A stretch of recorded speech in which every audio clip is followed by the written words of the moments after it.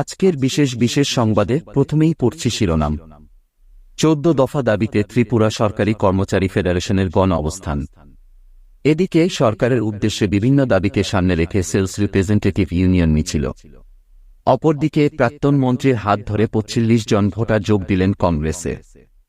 আত্মসমর্পণ করল আরও এক জঙ্গি। বিস্তারিত থাকছে প্রতিবেদনে।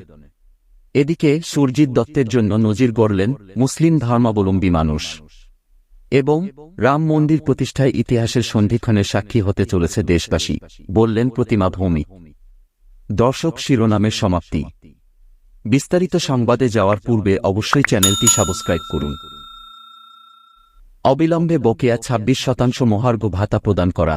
সপ্তম কেন্দ্রীয় বেতন কমিশনের সুপারিশ অনুযায়ী রাজ্যের শিক্ষক কর্মচারীদের বেতন ভাতা প্রদান করা, অবিলম্বে সকল অনিয়মিত কর্মচারীদের নিয়মিত বেতনক্রম চালু করা, বিভিন্ন দপ্তরের শূন্য পদ পূরণ করা সহ মোট 14 দফা দাবিতে রবিবার ত্রিপুরা সরকারি কর্মচারী ফেডারেশন গণ অবস্থানে সামিল হয়।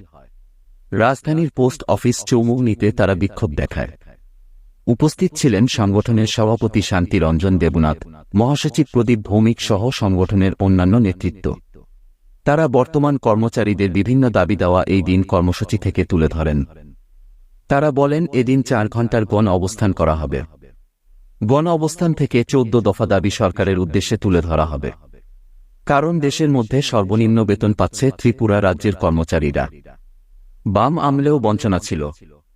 কর্মচারী সংগঠনগুলি বঞ্চনা অবসানের জন্য বিভিন্ন সময়ে আন্দোলনমুখী হয়েছে। তারপর 2018 সালের আগে বিভিন্নভাবে কর্মচারীদের দুহাত তুলে প্রতিশ্রুতি দিয়েছে বিজেপি নেতৃত্ব। কেন্দ্রীয় স্বরাষ্ট্রমন্ত্রী অমিত শাহ সোনামুড়া এসে বলেছিলেন সরকার গঠনের পর 7তম বেতন কমিশন দেওয়া হবে। কিন্তু দেখা গেছে দ্বিতীয়বার বিজেপি নেতৃত্বাধীন সরকার প্রতিষ্ঠিত হওয়ার পরেও রাজ্যের কর্মচারীরা প্রায় 26% মহার্ঘ ভাতা পিছিয়ে আছে কেন্দ্রীয় কর্মচারীদের থেকে। কর্মচারীরা সরকার গঠনে বড় ভূমিকা পালন করলেও দেখা যাচ্ছে পরবর্তী সময়ে বাম আমলের নীতি থেকেও আরও খারাপ নীতি বিজেপি নেতৃত্বাধীন সরকারের আমলে রাজ্যে চলছে। কর্মচারীদের বেতন বৃদ্ধির জন্য আন্দোলন পর্যন্ত করতে দেওয়া হচ্ছে না। এছাড়াও অন্যান্য দাবি নিয়ে আন্দোলনের কোনো পরিস্থিতি নেই বলে জানান তারা। তাই আজকের আন্দোলন থেকে বিশেষভাবে কর্মচারীদের সমস্যাগুলি সমাধান করার জন্য দাবি তোলা হয়েছে বলে জানান।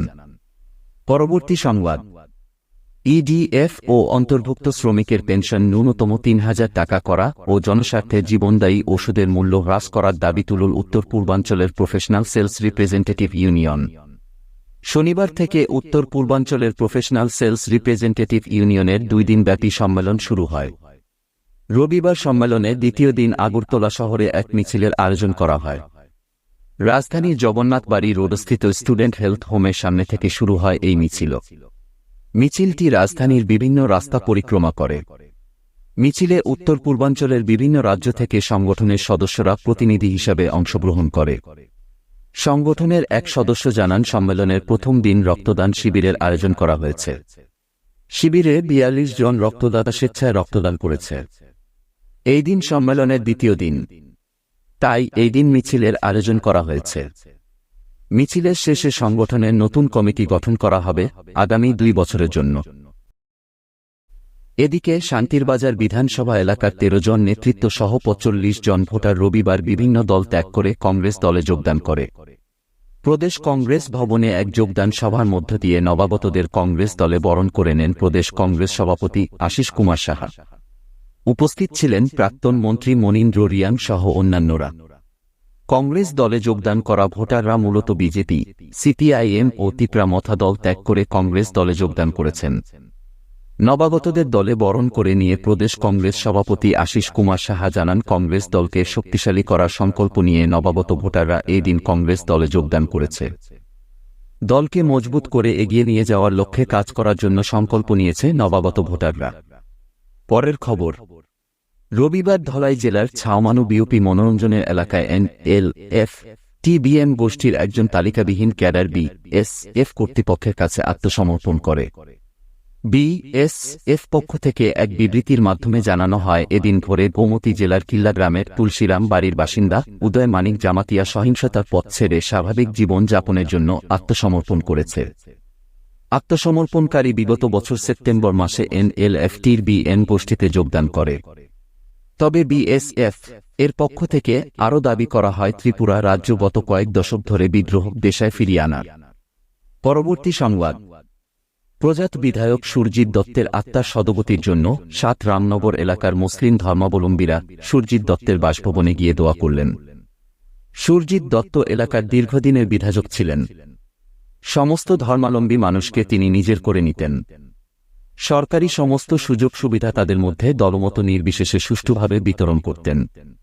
এতে সুরজিৎ দত্ত একদিন এলাকায় সনুদা আবার কারোর কাছে সেবক নামে পরিচিতি লাভ করেন। শাসক বিরোধী সবকটি রাজনৈতিক দলের কাছে তিনি অত্যন্ত জনপ্রিয় বিধায়ক ছিলেন।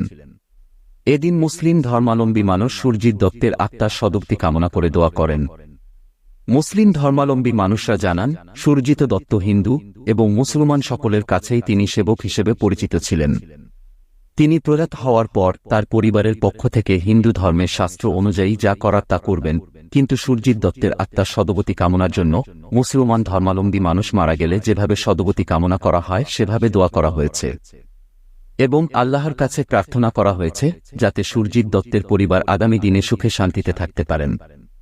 বিশেষ করে সুরজিৎ দত্ত মানুষের জন্য যেভাবে কাজ করেছেন তার প্রতিদান যাতে তার পরিবার পায় এবং এলাকায় পুনরায় এমন একজন সেবক তৈরি হয়, তার জন্য আল্লাহর কাছে প্রার্থনা করা হয়েছে বলেও জানান মুসলিম ধর্মাবলম্বী মানুষ।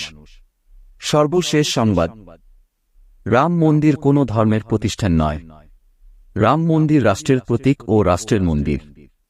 তাই আগামী ২২ জানুয়ারি রাম মন্দির প্রতিষ্ঠা অত্যন্ত তাৎপর্যপূর্ণ। এটি জনতার উৎসব, আর এই ইতিহাসের সন্ধিক্ষণে সাক্ষী হতে চলেছে দেশবাসী। এই দিন স্বর্ণাক্ষরে লেখা থাকবে। রবিবার রবীন্দ্র শতবার্ষিকী ভবনের সামনে থেকে বিবেকানন্দ বিচার মঞ্চ ও মজনুর মনিটরিং সেল কর্তৃক আয়োজিত বর্ণাঢ্য শোভাযাত্রা শুরুর আগে এই কথা বললেন কেন্দ্রীয় প্রতিমন্ত্রী প্রতিমা ভৌমিক। ২২ জানুয়ারি অযোধ্যার বহু প্রতীক্ষিত ভব্য রাম মন্দির উদ্বোধন ও রামের প্রাণ প্রতিষ্ঠাকে সামনে রেখে আয়োজিত হয় এই শোভাযাত্রা। শোভাযাত্রায় প্রথম সারিতেই ছিলেন কেন্দ্রীয় প্রতিমন্ত্রী প্রতিমা ভৌমিক। তিনি এই দিন আরও বলেন, ভগবান রাম শান্তির প্রতীক এবং মর্যাদার প্রতীক। এই রামের প্রাণ প্রতিষ্ঠা আগামী ২২ জানুয়ারি। এই দিনটি দেশবাসীর জন্য অত্যন্ত গর্বের ও আনন্দের। পাশাপাশি দিনটি দেশবাসীর জন্য আবেগ ভরা, যার জন্য ৫০০ বছর লড়াই করতে হয়েছে। অবশেষে দেশের প্রধানমন্ত্রী নরেন্দ্র মোদীর হাত ধরে সেই প্রতীক্ষার অবসান ঘটে, রাম মন্দিরের প্রতিষ্ঠা হবে। এদিন প্রত্যেক বাড়িতে প্রদীপ প্রজ্বলন করার আহ্বান করেছেন প্রধানমন্ত্রী নরেন্দ্র মোদী। কারণ রাম যখন ১৪ বছর বনবাসের পর অযোধ্যায় ফিরেছিলেন, তখন আবার গ্রাম অন্ধকার থেকে আলোকসজ্জা হয়েছিল। তাই সকলে যাতে বাড়িতে এবং নিজ নিজ এলাকার ভগবানের মন্দিরে প্রদীপ প্রজ্বলন করে তার জন্য আহ্বান জানান কেন্দ্রীয় প্রতিমন্ত্রী। আজকের বিশেষ সংবাদের সমাপ্তি।